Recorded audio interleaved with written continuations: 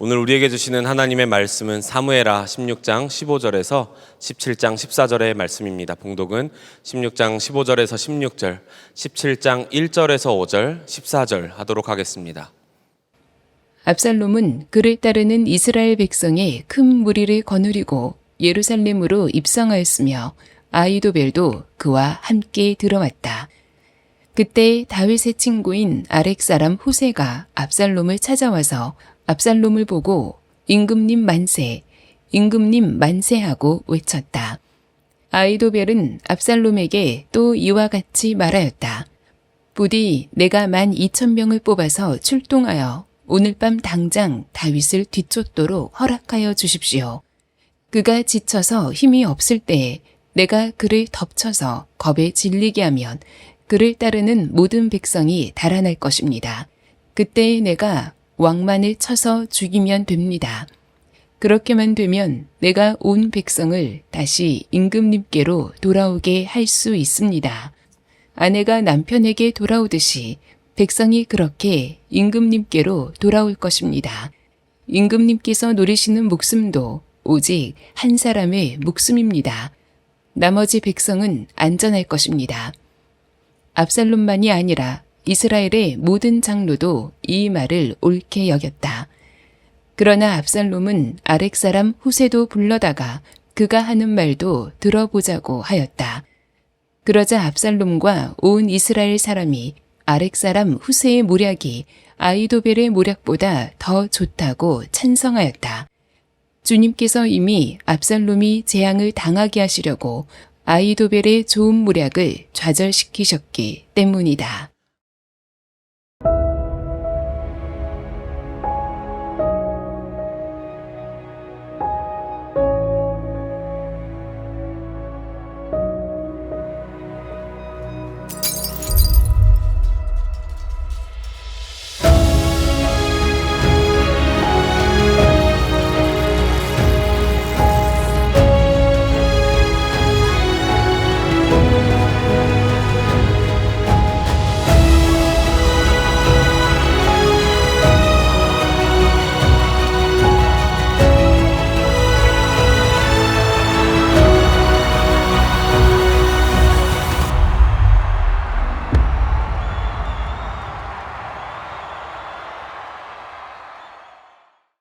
하나님의 나라를 세우는 사람 19번째, 벼랑 끝에서 붙드시는 손길이 있다라는 제목의 말씀을 나누겠습니다. 최근에 인공지능 AI 기술이 굉장히 발전하고 있습니다. 아마 앞으로 5년, 10년 뒤면 어마어마하게 세상은 바뀌어 있을 겁니다. 그래서 주는 유익도 굉장히 많이 있지만 그만큼 우리에게 위협이 되는 기술도 동시에 발전하고 있습니다. 실제로 작년 미국 애리조나 주에서 벌어진 일입니다. 제니퍼라고 하는 어머니가 차를 몰고 운전을 하고 있는데 모르는 번호로 전화가 왔습니다. 받아보니까 딸이에요. 근데 딸이 엄마에게 소리를 치면서 엄마 나 좀 도와줘 엄마 하고 외치는 소리가 들려요. 분명 사랑하는 딸의 목소리입니다. 그러면서 웬 낯선 남자의 목소리가 들려옵니다. 내가 당신의 딸을 데리고 있으니까 100만 불을 준비해서 어디로 보내라는 겁니다. 만일 경찰에 신고하면 이 딸에게 약을 주입하여서 어디에 팔아 넘기겠다라고 협박을 하는 겁니다. 여러분 얼마나 무섭겠습니까? 얼마나 당황스러웠을까요? 옆에 있던 친구에게 연락을 하여 911에 신고를 하고, 또한 그 딸이 당시에 스키장에 놀러가 있었습니다. 그러니까 아마 어머니 입장에서는 딸이 납치됐나 보다 생각을 했겠죠. 근데 알아보니까 딸은 스키장에서 잘 지내고 있는 것이 확인이 됐습니다. 자, 그렇다면 들려온 내 딸의 음성은 무엇이었을까요? 범인들은 소셜미디어에 올라온 딸의 그 영상과 음성을 캡처하여 딸의 음성을 똑같이 복제하여 속인 것입니다. 보이스피싱, 또 딥페이크를 통해서 일어날 수 있는 범죄고, 실제로 우리나라에서도 이 일로 인하여서 많은 손해를 당한 부모님들이 계십니다. 그러니까 여러분들 주의하셔야 돼요. 그럴 일은 없겠지만 혹시 김다희 목사가 전화 와서 돈을 보내라고 하면 절대로 보내시면 안 됩니다. 저의 영상이 많이 올라가 있어서 혹시 범죄에 쓰일까 봐 걱정은 되지만 저의 번호는 010-33 거기까지. 그게 아니면 제 아니니까 여러분 절대 속으시면 안 됩니다. 이렇게 무서운 시대로 우리가 접어들고 있습니다. 제가 이야기를 왜 꺼냈냐면 영적으로도 마귀는 우리의 어떤 모성애, 우리의 부성애, 우리가 좋아하는 것, 우리가 약한 부분을 공격하여 우리를 무너뜨리고자 할 때가 너무나 많다는 거예요. 오늘 본문에 보면 여러분 다윗의 이야기를 우리가 쭉 살펴왔습니다. 그는 제2의 광야의 길을 걷고 있죠. 맨발로 피난을 가고 있습니다. 예루살렘 성을 떠나서 사랑하는 아들의 반역 때문에 그는 지금 도망을 치고 있는 거예요. 사랑하던 또 믿었던 책략가, 자신의 친구여 모사였던 아히도벨의 배신 때문에 그는 굉장한 위기를 맞이하고 있습니다. 자, 오늘 이 위기의 상황 속에 또 벼랑 끝에 서게 되는 다윗의 삶 속에 어떻게 그의 인생이 건져지고 그 위기 속에 소망을 어떻게 발견할 수 있는지, 혹시 여러분들의 삶 가운데 어려운 가운데 징계 가운데 있다면 오늘 말씀을 통해 주시는 주의 음성을 듣게 되기를 축복합니다. 자, 오늘 말씀이 이렇게 시작합니다. 압살롬과 그의 군사들이 예루살렘 성을 무혈 입성하게 되죠. 자, 15절에 압살롬은 그를 따르는 이스라엘 백성의 큰 무리를 거느리고 예루살렘으로 입성하였으며 아히도벨도 그와 함께 들어왔다. 자, 그래서 이 아히도벨이 몇 가지 계략을 제안합니다. 첫 번째는 무엇이냐면 다윗 왕이 두고 간 후궁과 함께 동침하라는 겁니다.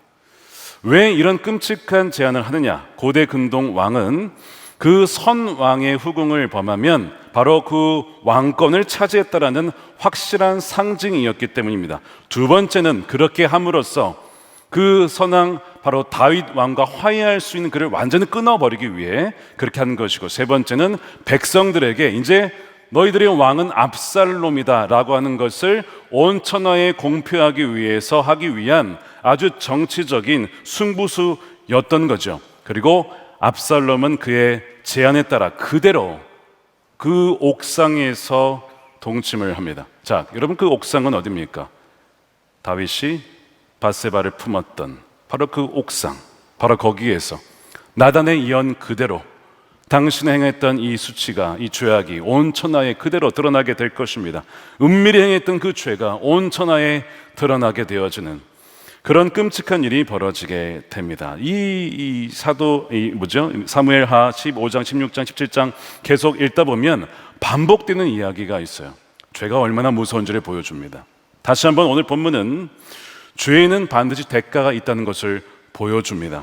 하나님은 죄를 용서하시지만 그 모든 죄의 결과마저도 항상 면제해 주시는 것은 아니라는 것이죠. 또한 은밀한 죄가 있다면, 그것을 회개하지 않는다면 언젠가는 공개적인 수치와 망신을 당할 수 있음을 경고하고 있어요. 여러분, 혹시 죄의 자리에 머물러 있는 분들이 계시다면 여러분 돌이키셔야 합니다. 죄라는 것은 전염성이 있고, 죄는 참 끈질기고 파괴력이 강해서 혼자만으로 끝나지 않아요. 관계가 깨어집니다. 가정이 무너집니다. 자녀들이 무너집니다. 이 한 사람의 죄로 말미암아 지금 이 얼마나 많은 사람들이 고생을 하고 있습니까? 그래서 죄에서 돌이키라고 성경은 다시 오늘 말씀을 통해서 그 죄의 열매가 얼마나 쓰디쓴지를 보여주고 있는 거예요. 자, 두 번째 계략이 있습니다. 아히도벨이 제안한 것이 바로 이제는 다윗을 죽이는 거죠. 아주 완벽한 계획을 제안을 합니다. 17장 1절입니다. 아히도벨은 압살롬에게 또 이와 같이 말하였다. 부디 내가 12,000명을 뽑아 출동하여 오늘 밤으로 당장 다윗을 뒤쫓도록 허락해 주십시오. 그가 지쳐 힘이 없을 때 내가 그를 덮쳐 겁에 질리게 하면 그를 따른 모든 백성이 달아날 것입니다. 그때 내가 왕만을 쳐서 죽이면 됩니다. 자, 아히도벨은 다윗의 친구이자 책략가였어요. 다윗의 성격, 특성, 그의 모든 방식을 잘 알고 있었습니다. 그래서 어떻게 하면 다윗을 살릴 수 있는지, 어떻게 하면 다윗을 죽일 수도 있는지를 아는 사람이 아히도벨입니다.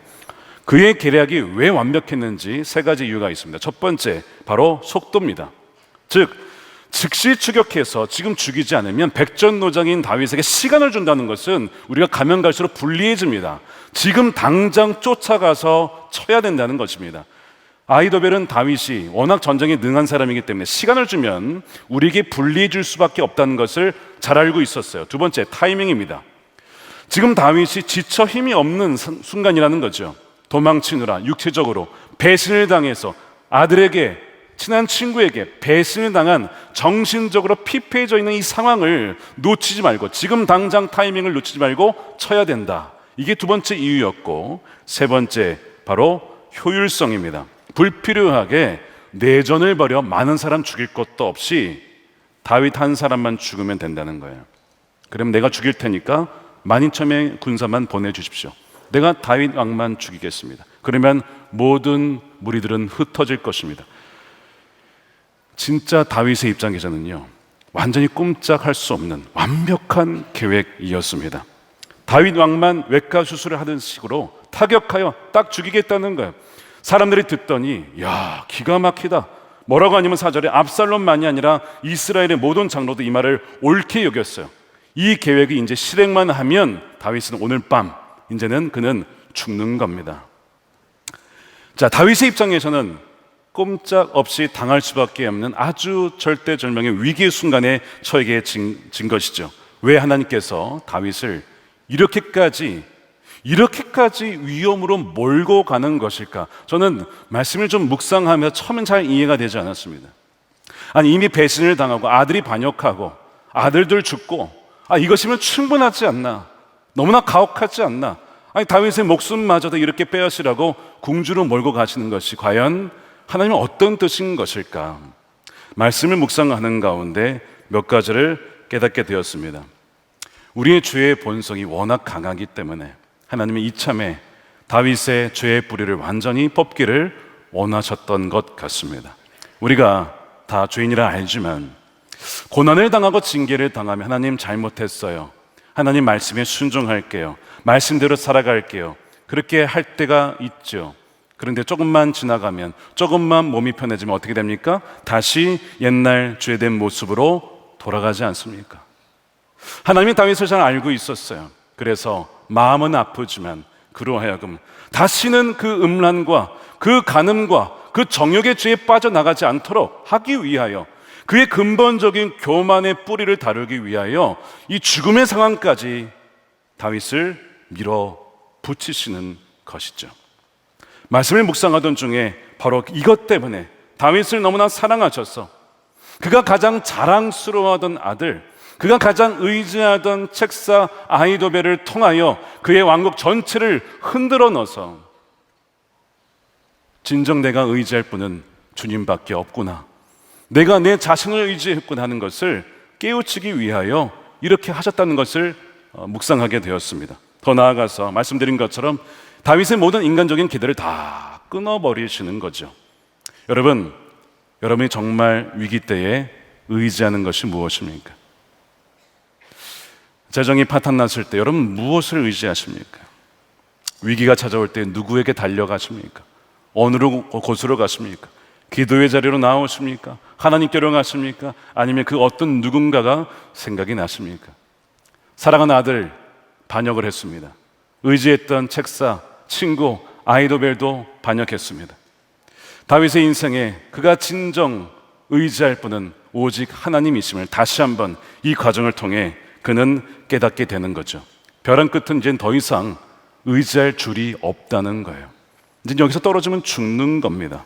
이 절망적인 상황을 통하여 하나님은 다윗으로 하여금 그가 잃어버리고 있었던 기도의 영성을 깨우쳐주고 계시죠.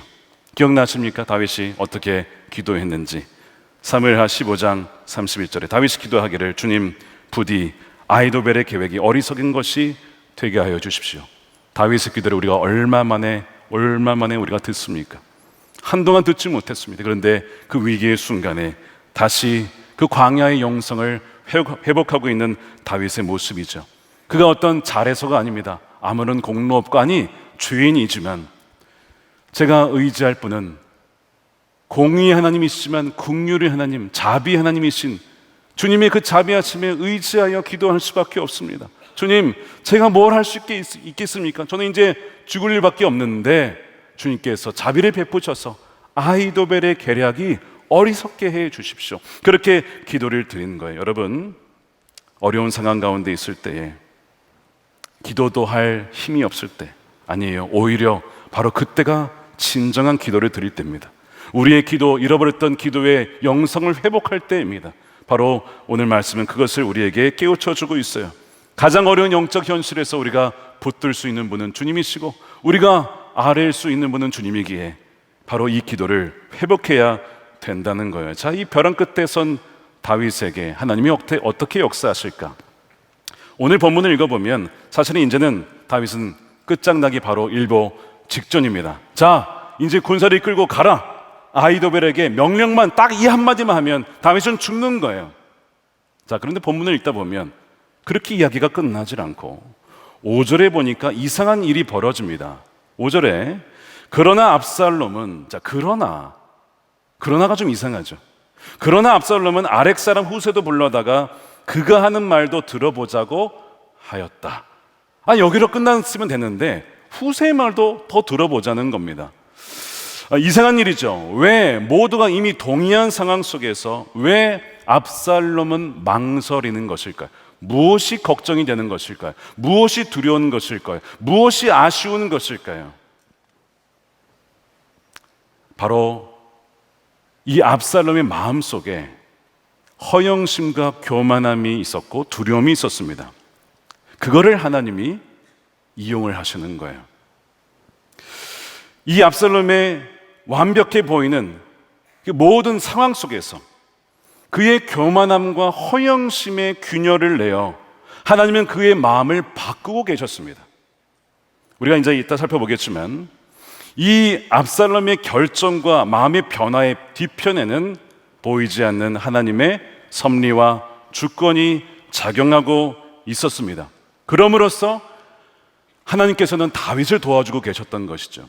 하나님께서 다윗을 도와주실 때 불을 내려주신다거나 천둥번개를 내려주신다거나 이런 식으로 역사하지 않고 상대방의 적의 마음을 바꾸셔서 역사의 물줄기를 바꾸고 계셨던 것입니다. 우리의 기도할 때 하나님께서 우리의 삶에 어떻게 역사하실지 우리가 기대할 때 기적과 같은 방식으로 역사하실 때도 있지만 때로는 전혀 눈에 보이지 않는 방식으로 나타나지 않아서 실망할 때가 있어요. 그런데 하나님은 이렇게 보이지 않게 누군가의 마음을 바꾸게 하심으로 우리 가운데 역사하실 때가 있다는 것입니다. 이 압살롬의 마음을 누가 주관하고 계시느냐? 여러분, 잠언에 이런 말씀이 나옵니다. 우리 함께 읽어보겠습니다. 시작. 왕의 마음은 흐르는 물줄기 같아서 주님의 손 안에 있다. 주님께서 원하시는 대로 왕을 이끄신다. 압살롬의 마음이 누구의 손 안에 있다고요? 주님의 손 안에 있다는 것입니다. 내가 마음대로 선택하고 내가 마음대로 결정하는 것 같지만 압살롬이 결정하고 아히도벨의 계략이 될 것 같지만 아무리 계획할지라도 하나님이 허락하지 아니하시면 안 된다라고 하는 것이죠. 대통령과 정치 지도자들의 마음이 누구의 손에 달려 있습니까? 주님 손 안에 있습니다. 이 세상 역사가 강대국과 강한 자의 손에 의하여 흘러가는 것 같지만 실상 역사를 주관하시는 분은 누구십니까? 우리 주 하나님이심을 여러분 믿으시기를 축복합니다. 나라를 세우고 멸하기도 하고 멸망시키기도 하고 건국시키기도 하고 부흥케 하시는 것은 하나님 손에 달려 있다라고 하는 거예요. 사람의 생사화복도 다 주님의 손 안에 있는 것이죠. 이 다윗의 친구였던 후세는 이 절호의 찬스, 즉 후세의 이야기도 들어보자는 이 찬스를 하나님이 주신 기회임을 알았습니다. 그래서 그가 계략을 제시하는데 사실 객관적으로 보면 아히도벨의 계략에 비하면 형편없는 계략이었습니다. 왜냐하면 아히도벨은 당장 지금 티작을 했는데 지금 후세는 뭘 제안하냐면 기다려서 더 많은 군사를 데리고 가자는 거예요. 그 이유가 무엇이냐? 바로 압살롬 안에 잠재되어 있는 두려움을 이용하는 겁니다. 왕이시여, 당신의 아버지가 누구십니까? 골리앗을 무너뜨린 백전노장이십니다. 아무리 우리가 습격한다 할지라도 이들을 우리가 가면 우리는 왕에게 질 수밖에 없습니다. 그러니까 압도적인 군사를 끌고 가서 가는 것이 확실히 이길 수 있는 방법입니다. 압살롬 마음에 뭘 이용하는 거예요? 두려움을 이용하는 것이죠. 두 번째, 무슨 얘기를 하냐면 왕이시여, 왕궁에 가만 계실 겁니까? 군사들을 친히 이끄셔서 왕께서 이 일의 주인공이 되셔야 하지 않겠습니까? 지금 후세는 뭘 이용하는 거냐면 압살롬의 허영심입니다. 여러분, 압살롬의 특징이 무엇이냐? 항상 자기가 주인공이 돼야 돼. 항상 내가 멋져야 돼. 항상 내가 최고여야 돼. 이게 압살롬의 허영심입니다. 자, 아히도벨이 다윗을 너무나 잘 알았기 때문에 완벽한 그를 죽일 수 있는 계략을 짰어요. 마찬가지로 후세는 누구를 알고 있었냐면 압살롬을 알고 있었어요. 그의 교만, 그의 허영, 그의 두려움마저도 알고 있어서 그의 성격 프로파일링을 통하여서 압살롬의 마음을 뒤흔들 수 있는 계략을 내놓은 거예요. 전략 자체는 아히도벨에게 떨어지지만 그러나 압살롬의 마음을 흔들 수 있는 것은 이 후세의 전략이었던 거예요. 이렇게 마귀는요, 우리의 연약함을 가지고 움직입니다. 그래서 여러분, 결정하실 때 혹시 이게 나의 연약함과 죄성 때문에 내가 결정하는 것은 아니냐, 나의 허영심을 부추기기 위한 결정 아닐까? 여러분 잘 보셔야 돼요. 마귀는 우리를 그렇게 넘어뜨리기 때문에 우리가 자만하게 하여서 마치 내가 한 것 마냥 그렇게 결정하게 하는 것들 다 마귀가 속이게 하는 것입니다. 뭐 객관적으로 보면 다윗의 입장에서는 이 후세의 제안이 너무나 맞는 것이지만 압살롬의 입장에서는 사실 이 제안은 그를 죽이는 결정입니다. 어리석게도 압살롬은 이것을 분별하지 못하고 후세의 전략이 탁월하다고 생각합니다. 아히도벨의 전략보다 탁월하다고 생각해요. 왜? 내가 주인공이 되는 전략이니까, 내가 뜨는 전략이니까 너무 좋은 거예요. 그래서 뭐라고 되어 있습니까? 자, 14절에 그러자 압살롬과 온 이스라엘 사람이 아렉 사람 후세의 모략이 아히도벨의 모략보다 더 좋다라고 찬성하였다. 방금 전까지만 해도 아히도벨이 최고라고 해놓고선 금세 마음이 바뀌는 거 보십시오. 사람의 마음이 이렇습니다. 사람의 마음이 이렇게 출렁이는 바다와 같다는 거예요. 믿을 만한 것이 되지 못합니다. 이랬다가 저랬다가 이랬다가, 이것이 인간의 마음인데 어찌 거기에 우리의 인생을 걸 수가 있겠습니까? 그런데 성경은 이 압살롬이 이렇게 결정하는 배후가 누가 한 것이냐, 그 역사의 커튼을 거두어 보면 바로 하나님이 그렇게 하셨다는 것을 오늘 성경 말씀에 증거하고 있습니다. 오늘 핵심 구절입니다. 14절 후반부입니다. 왜냐하면, 뭐가 왜냐하면입니까? 왜 압살롬이 그런 결정을 했냐면 주님께서 이미 모든 것을 그분의 뜻대로 이끌어 가시는 주님께서 압살롬이 재앙을 당하게 하시려고 아히도벨의 좋은 모략을 좌절시켰기 때문이다. 주님께서 그렇게 하셨다는 거예요. 참 놀라운 신비죠. 하나님의 주권과 인간의 의지, 자유의지가 이게 모순이 아니라 이게 조화가 된다는 거예요. 압살롬은 자기가 어떤 강제로 선택을 한 게 아니에요. 자기가 좋은 걸 선택한 건데, 그런데 그것이 하나님께서 만드셨다는 것이죠. 참 신비로운 일이에요. 하나님께서 우리의 삶을 주관하고 계시다는 것을 보여주고 있죠. 동시에 이것은요, 은혜가 되기도 합니다. 다윗을 향한 하나님의 징계가 있지만 거기에는 한계가 있다는 거예요. 어느 선이 있다는 거예요. 그 이상 가지 못하도록 하나님이 막는다는 것이죠. 아무리 마귀가 압살롬과 아히도벨이 다윗을 쳐 죽여서 완전히 멸망시키려고 할지라도 아니야, 거기까지는 아니야 라고 막으시는 그 손을 절대로 마귀는 넘어갈 수가 없다는 것을 보여주는 거예요. 우리의 삶도 마찬가지입니다. 마귀가 우리의 삶을 파괴시키려고 하죠. 도둑이 오는 것은 죽이고 빼앗고 멸망시키려고 하는 것뿐입니다. 그러나 선한 목자 되신 주님께서는 우리를 살리시고 생명을 주시고 풍성히 얻게 하시며 마귀가 우리를 건드리지 못하도록 어느 선을 반드시 지켜 보호하여 주신다는 것을 보여주는 것이 오늘 말씀이기 때문입니다. 마귀는 죽이는 것이 목적이지만 주님은 죽음의 과정을 통하여 우리가 살게 되기를 원하시기 때문에, 그것이 주님의 목적이기 때문에 이것이 우리에게 복음이 된다는 것입니다. 더 나아가서 24절 말씀은 다윗의 기도가 어떻게 된 거예요? 응답되었다는 것을 보여줍니다. 다윗이 기도했을 때 당장 이것이 어떤 하나님의 응답이 있는지 당장은 알기가 어려웠습니다. 물론 후세가 등장했기 때문에 하나님의 응답인가 라는 생각을 했지만 명확하게 전세가 뒤집어진 건 아니었잖아요. 여러분 기도하실 때, 야, 이 기도 하나님이 들으셨다, 어떤 그 확신을 가지고 기도하신 분이 얼마나 되십니까? 그런 분들도 계시겠지만 어떤 분들은 하나님이 듣고 계시긴 하나 하나님이 내 기도에 응답하시긴 하실까? 이런 의문을 갖고 있어요.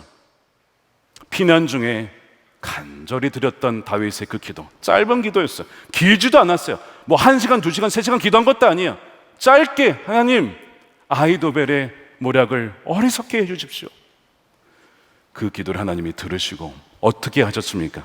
아히도벨의 계략은 너무나 완벽했는데 어리석게 만든 것은 바로 압살롬의 마음을, 판단력을 어리석게 만들어서 엉뚱한 계략을 택하게 함으로써 결국 무너지게 만드신 거예요. 하나님이 다윗의 기도에 응답해 주신 것입니다. 여러분, 기도하시다가 낭망하실 때가 있죠.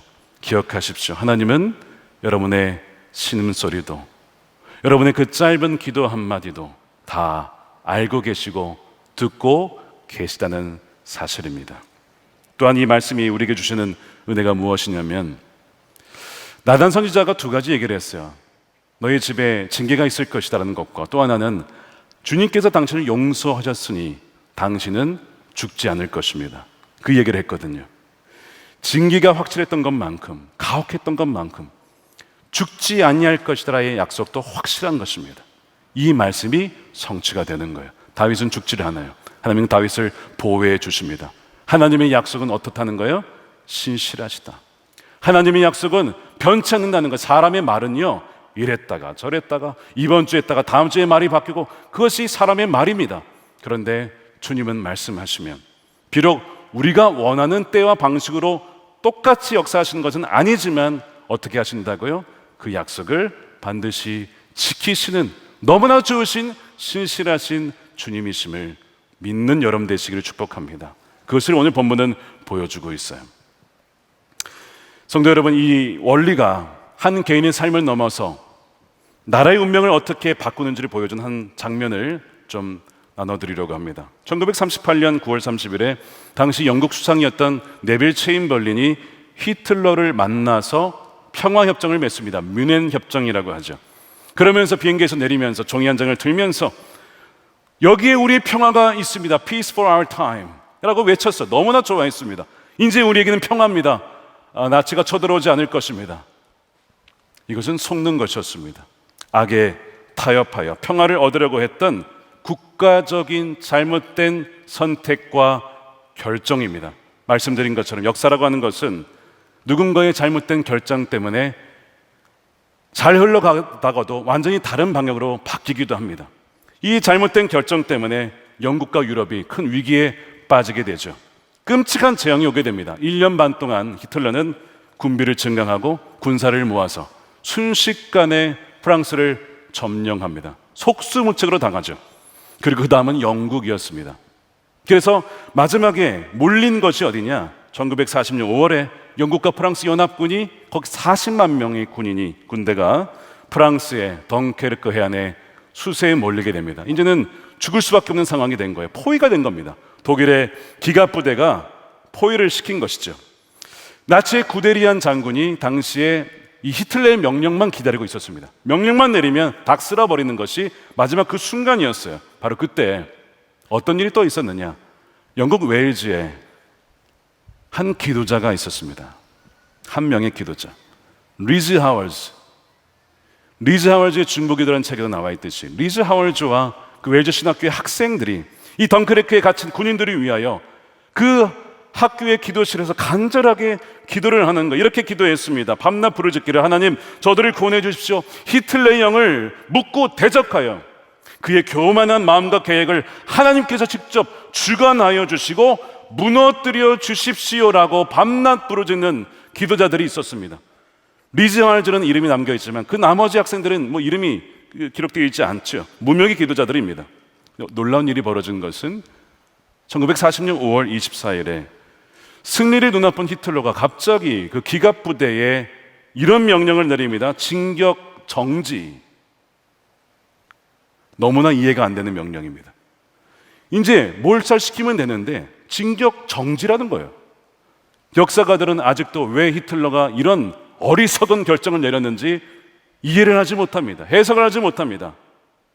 장군들이 경악을 했죠.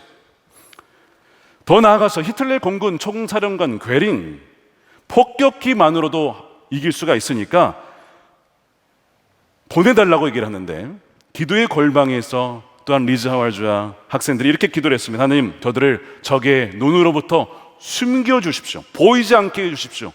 그래서 어떤 일이 벌어졌느냐, 플랑드르 지역에 폭풍이 몰아쳐서 전투기가 제대로 뜰 수 없는 상황이 됐어요.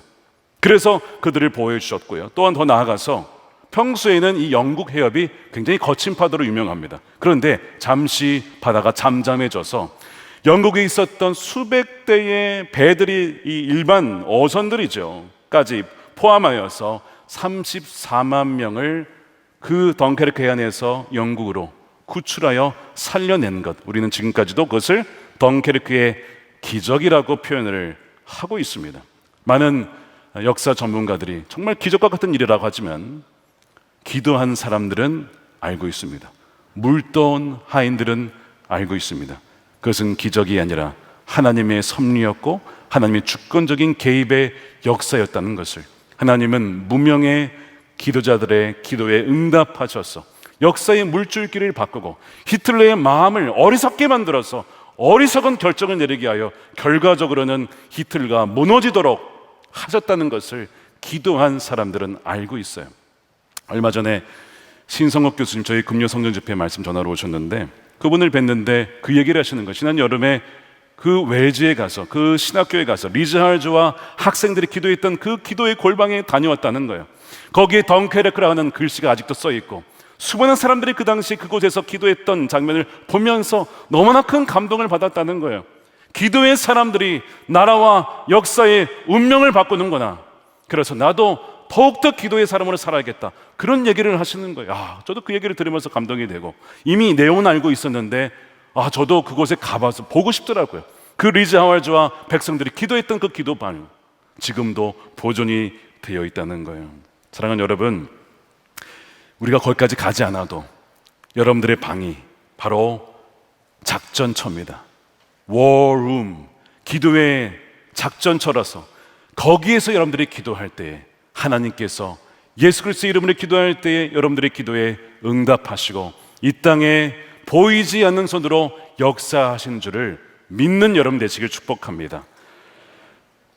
바로 이 역전의 놀라운 역사가 갈보리산 그 언덕에서도 벌어졌죠. 예수님을 따라다니던 가룟 유다가 예수님을 배신했어요. 아히도벨이 배신하듯이. 그리고 예수님을 제사장들에게 넘겨줬습니다. 근데 로마서는 이 장면을 이렇게 기록을 합니다. 자기 아들을 아끼지 아니하시고 우리 모두를 위하여 내주신 분이, 근데 이 내주신 분이란 단어와 가룟 유다가 예수님을 내주었던 단어가 똑같은 단어입니다. 똑같은 단어를 썼어요. 어찌 그 아들과 함께 우리에게 선물로 모든 것을 거저 주지 않으시겠습니까? 뭘 의미하냐면, 인간적인 관점에서 가장 사악한 배신의 행위를 놀라운 하나님의 주권 가운데 우리를 구원하시기 위한 가장 위대한 사랑의 행위로 바꾸셨다는 것입니다. 악을 선으로 바꾸시는 위대한 반전이자 벼랑 끝에서 붙드시는 하나님의 손길이 우리 가운데 있다는 것, 그 분명한 증거가 뭐라고요? 바로 십자가라는 것입니다. 사랑하는 여러분, 이 은혜가 십자가를 통하여 예수 그리스도 안에서 이미 저와 여러분 가운데 있는 줄 믿으시길 축복합니다. 어떤 형편 중에 있어도, 어려움 중에 있어도 하나님은 절대 우리를 버리지 아니하시고 벼랑 끝으로 가서 떨어지지 않도록 결국 우리를 붙잡아 주시는 참 좋으신 분이시라는 사실입니다. 오늘 말씀을 정리하며 세 가지 적용점을 드리겠습니다. 첫 번째, 무력감의 자리에서 항복의 기도를 드리십시오. 무력할 때 기도하기가 쉽지 않아도 오히려 가장 우리가 연약할 때 그때 드리는 기도가 진짜 강력한 기도입니다. 하나님, 저는 아무것도 할 수 없지만, 저에게 남은 공로 없지만 하나님께서 친히 역사해 주십시오라고 드리는 그 절대적인 항복의 기도가 바로 다윗이 드렸던 기도이고 우리가 예수님 안에서 지금도 드려야 될 기도라고 하는 것이죠. 두 번째는 사람이 아니라 하나님과 씨름하십시오. 여러분들에게 상처를 주고 대적하는 압살롬과 아히도벨과 같은 분이 여러분 있으십니까? 그런 분들을 대하면 밉죠. 화가 나죠. 복수해주고 싶죠. 그런데 오늘 말씀 뭐라고 하냐면 그들을 악으로 갚는 것이 아니라 그들과 싸울 것이 아니라 하나님과 씨름하여 하나님께 나아가라는 것입니다. 하나님, 왜 저 사람이 저에게 이럽니까? 그걸 넘어가서 이 상황을 허락하신 하나님께 나아가면서 하나님, 이 징계와 연단을 통해서 제가 어떻게 하기를 원하시고 저의 어떤 죄악을 하나님 변화시키기를 원하십니까? 깨트리기를 원하십니까? 그렇게 질문을 바꾸면 마귀의 공격이라 할지라도 징계마저도 우리의 마음과 생각과 우리의 중심을 변화시키는 성숙의 도구가 된다는 겁니다. 마지막 세 번째는 오늘 제목 그대로 벼랑 끝에서 붙드시는 손길이 있음을 여러분 믿고 신뢰하십시오. 보이지 않는 손길이 우리 가운데 있습니다. 주님은 우리를 벼랑 끝에서 죽이시려고 하는 것이 아니라 우리를 오히려 세상의 모든 헛된 것들을 놓아버리고 오직 주님 손만 붙잡게 하시려고, 벼랑 끝에 서봐야 주님만을 진정 우리가 의지할 뿐이라는 것을 알게 되기에 벼랑 끝에서 붙드시는 주님만을 붙잡으라고 주님은 우리에게 이 상황을 허락해 주시는 것입니다. 우리의 시선이 보이지 않는 하나님께로 향할 때에 우리는 그분의 손길이 이미 일하고 계심을 믿음으로 보게 될 것입니다. 이 믿음으로 어떤 상황이 있든지 주님 손만 꼭 붙잡고 끝까지 주님과 동행하는 저와 여러분들이 되시기를 주님의 이름으로 축원드립니다. 아멘. 우리 함께 성찬을 받겠습니다. 우리 기도할 때에, 우리 성찬을 대할 때 이것을 기억하십시오. 성찬은 우리가 당해야 되고 우리가 맞아야 될 모든 저주와 모든 재앙과 모든 죽음의 그 죄값을 주님께서 대신 받으셨다는 거예요. 우리가 맞아야 될 수치를 예수님께서 십자가에서 다 당하셨어요. 그가 멸시를 당하고 그가 찔림을 당함으로 우리는 평화를 얻었고 우리는 나음을 얻게 된 것입니다. 그래서 이 새 언약의 피를 우리가 먹고 마실 때에 주님께서 우리를 얼마나 사랑하시는지, 우리를 있는 그대로 받아들이지만 있는 그대로 머물러 있지 않고 정말 새 사람으로, 주 안에 변화된 사람으로, 죄의 종이 아니라 그리스도의 종과 하나님의 자녀로 살아갈 수 있도록 우리를 인도하기를 원하신다는 것입니다. 오늘 우리가 회개하면서 우리 죄를 돌이키고 또한 동시에 하나님 나를 포기하지 않는 하나님의 사랑에 감사합니다. 회개와 감사 기도를 드리며 우리가 성찬을 받도록 하겠습니다. 기도하겠습니다.